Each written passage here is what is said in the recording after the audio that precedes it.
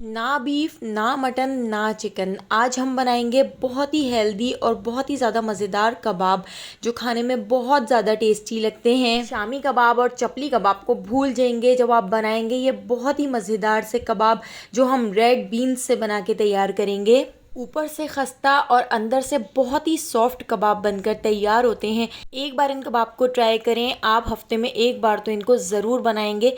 तो चलिए चलते हैं इस मज़ेदार से कबाब की रेसिपी की तरफ। तो यहाँ पर मैंने एक बोल भर के रेड बीन्स ले लिए हैं और इनको मैंने बॉईल कर लिया था। तो उबले हुए रेड बीन्स आप देख सकते हैं कितनी अच्छी तरह से मैश हो रहे हैं। पोटैटो मैशर से तो ये अच्छी तरह मैश नहीं हो सकेंगे। यहाँ पर मैंने एक छोटा सा बोल ले लिया है।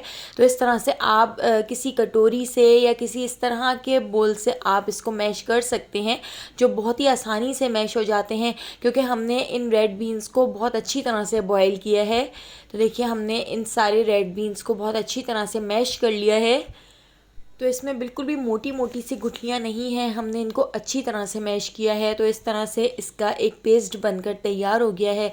अब हम इसके अंदर ऐड कर देते हैं 2 उबले हुए आलू। तो मैंने यहाँ पर आलूओं को बॉयल कर लिया था, आलूओं के छिलके हमने रिमूव कर दिए हैं। अब इन आलूओं को भी हम इसके अंदर ऐड कर देते हैं। आलू ऐड करके आलूओं को भी हम पोटैटो मैशर की मदद से इसके अंदर अच्छी तरह से मैश कर लेते हैं। तो इन दोनों चीज़ों को हमने अच्छी तरह से मैश कर लिया है। पोटैटो मैशर से मैश करने के बाद अब हम इसको अपने हाथों से अच्छी तरह से इस तरह से मिक्स कर लेते हैं, क्योंकि पोटैटो मैशर से मिक्स नहीं हो सकेगा। और जितने भी मोटे मोटे आलू हैं या रेड बीन्स के जितने भी मोटे मोटे से टुकड़े हैं, इस तरह से हम हाथ से दबा दबा के उनको तोड़ लेते हैं। तो यहाँ पर आप देख सकते हैं हमने इनको बिल्कुल अच्छी तरह से मिक्स कर लिया है, मैश कर लिया है। अब हम इसके अंदर ऐड कर देते हैं 5 से 6 अदद बारीक कटी हुई हरी मिर्चें। और यहाँ पर मैंने 2 दरमियाने साइज़ की गाजर ले ली हैं। तो गाजरों को हम ग्रेट कर लेते हैं। तो इस तरह से मोटी साइड से हम गाजरों को ग्रेट कर लेंगे। तो 2 दरमियाने साइज़ की गाजर भी हम इसके अंदर ऐड कर देते हैं। और यहाँ पर मैंने ढेर सारा कटा हुआ हरा धनिया ले लिया है, हरा धनिया, और थोड़ा सा मैंने इसमें पुदीना भी ऐड कर दिया था। हाफ़ टी स्पून हम इसमें नमक ऐड कर देते हैं, नमक आप अपने टेस्ट के हिसाब से ऐड कर सकते हैं। हाफ़ टी स्पून पिसी हुई सफ़ेद मिर्चें ऐड कर दी हैं। 1 टीस्पून भर के हम इसमें चिकन पाउडर ऐड कर देंगे और 1 टीस्पून ही हम इसमें चाट मसाला ऐड कर देते हैं। इससे बहुत ही ज़बरदस्त सा टेस्ट आता है। हाफ़ टी स्पून कुटी हुई लाल मिर्चें ऐड कर दी हैं। हाफ़ टी स्पून पिसी हुई काली मिर्चें हम इसके अंदर ऐड कर देंगे और इन सारी चीज़ों को ऐड करके इसको अच्छी तरह से मिक्स कर लेते हैं। तो इन कबाबों को आप इसी तरह से बना के तैयार करें, आप चिकन मटन और बीफ को भूल जाएंगे।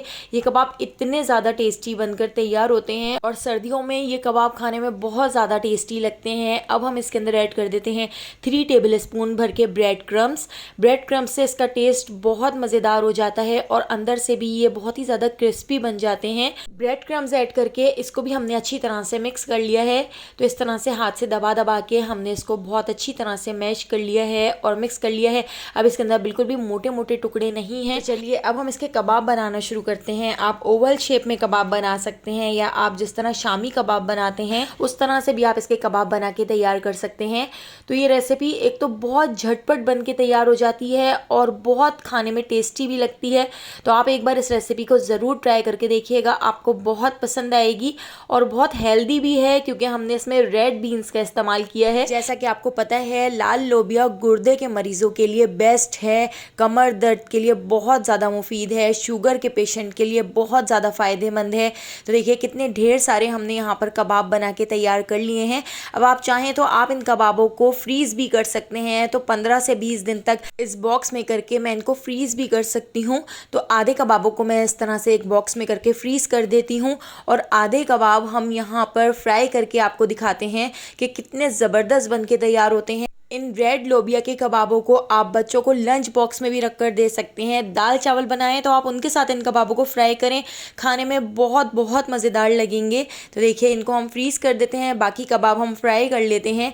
तो हमने यहाँ पर एक फ्राई पैन रख लिया है, उसके अंदर हमने थोड़ा सा ऑयल को गर्म कर लिया है और यहाँ पर मैंने ब्रेड क्रम्स ले लिया है। तो ब्रेड क्रम्स की अगर आप कोटिंग नहीं करना चाहते हैं तो आप इसको स्किप कर सकते हैं, आप ब्रेड क्रम्स के बगैर भी इन कबाबों को फ्राई कर सकते हैं। तो यहाँ पर देखिए इस तरह से मैं ब्रेड क्रम्स की कोटिंग कर लेती हूँ। ब्रेड क्रम्स की कोटिंग करने से ऊपर से बहुत ही खस्ता बन जाते हैं। तो यहाँ पर आगे पीछे से पलटते हुए हम इन कबाबों को अच्छा सा कलर आने तक फ्राई कर लेते हैं। अगर आप घर में दाल चावल बनाएं तो उसके साथ भी आप इन कबाबों को बना के तैयार कर सकते हैं। ये कबाब खाने में बहुत ज़्यादा टेस्टी और बहुत ज़्यादा हेल्दी हैं। तो देखिए यहाँ पे हमारे सारे कबाब फ्राई हो चुके हैं। हमने इनको पलट कर आगे पीछे से इस तरह से फ्राई कर लिया है। तो अब हम इन कबाबों को डिश आउट कर लेते हैं। तो देखिए ऊपर से कितने ज़्यादा क्रिस्पी लग रहे हैं और इनका टेस्ट खाने में बहुत ज़्यादा मज़ेदार है।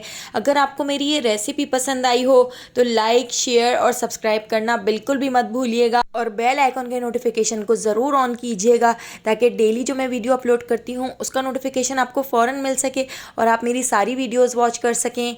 तो आने वाली वीडियो तक मुझे दीजिए इजाज़त। अल्लाह हाफ़िज़।